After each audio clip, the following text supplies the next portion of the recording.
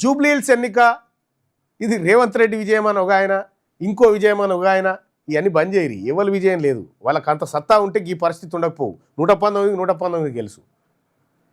కాబట్టి ఇది పక్కా ఒరిజినల్గా బీసీల గెలుపు.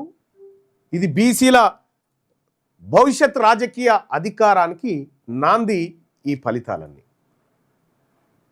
ఎస్, జూబ్లీహిల్స్ ఉప ఎన్నికల్లో మేము పోటీ చేయాలనుకున్నాం. కానీ ఆ టైంకి మాకు ఇంకా పార్టీ నుంచి సింబల్ కానీ రిజిస్ట్రేషన్ ప్రక్రియ కానీ పూర్తి కాలేదు.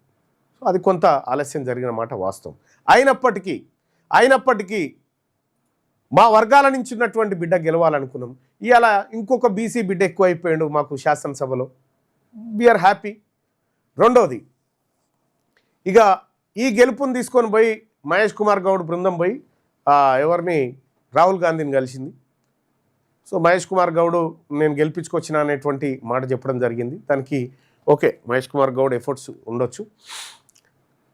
అయితే సేమ్ టైము 42% రిజర్వేషన్ ఇవ్వకుండా లోకల్ బాడీ ఎన్నికలకు పోదాం, సేమ్ ఫలితాలు తీసుకొస్తా అని చెప్పి ఈయన రేవంత్ రెడ్డి రాహుల్ గాంధీతోని చెప్పబోయిండట.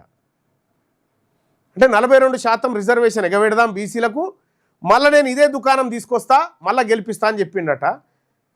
బీసీలేం పిచ్చోళ్ళుగా లేరు.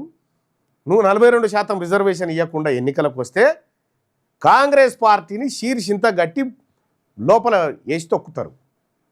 మాట తప్పితే జస్ట్ నువ్వు తప్పుతావన్న ఆలోచన వస్తేనే నిన్ను ముప్పు తిప్పల పెట్టింది బీసీ సమాజం. నువ్వు తప్పుతున్నావని తెలిసిన తర్వాత ఇంకా నిన్ను ఎట్లుకుంటుంది? నీ రాజకీయ ఉనికే ఉండదు ఎట్టి పరిస్థితిలో. జరిగేటువంటి కార్యక్రమం గది.